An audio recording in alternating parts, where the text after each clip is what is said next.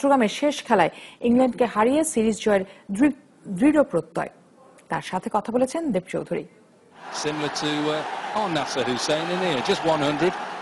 নাসির নেমেছিলেন ৮ নম্বরে। দল যখন মহাবিপদে, মাশরাফির সাথে পার্টনারশিপ, নাসিরের জার্সি নাম্বার ৬৯, ম্যাশ নাসিরের জুটিও ৬৯ রানেরই, সেও ৮ ওভারে।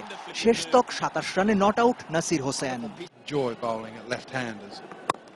বল হাতে ১০ ওভারে ২৯ রানে ১ উইকেট। ম্যাচ জেতা ক্যাচটাও আটকেছে ওরই তালুতে। সত্যিকারের অলরাউন্ড পারফরমেন্স তো এমনই হওয়া উচিত।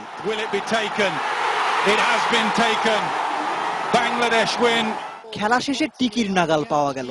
কথা বললেন বাংলা ক্রিকেটের ৬৯ নম্বর জার্সিওয়ালা। মানে মাঠে নামার সময় আজকের স্পেশালিটিটা কি ছিল, আপনার কি মনে হয়েছে?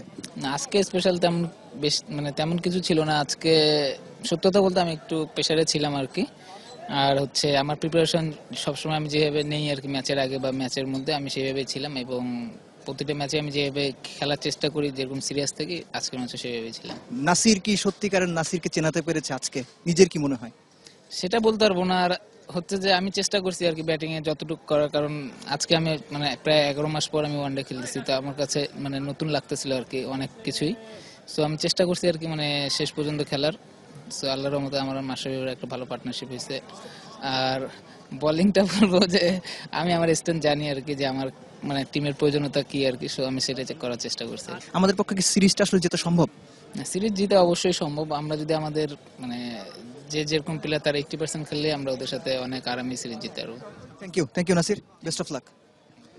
নাসির হোসেনের মুখেই তো শুনলেন বাংলাদেশ কি করে দেখাতে চায়। বাস্তবতা হচ্ছে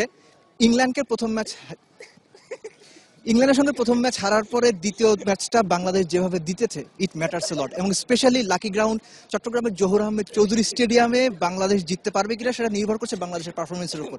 কিন্তু এই পারফরমেন্সটা যদি ধরে রাখা সম্ভব হয়, বাংলাদেশ সিরিজ জিতবে। সেজন্য অপেক্ষা 12 অক্টোবরের। দেব চৌধুরী, ৭১, মিরপুর শেরে বাংলা জাতীয় ক্রিকেট স্টেডিয়াম, ঢাকা।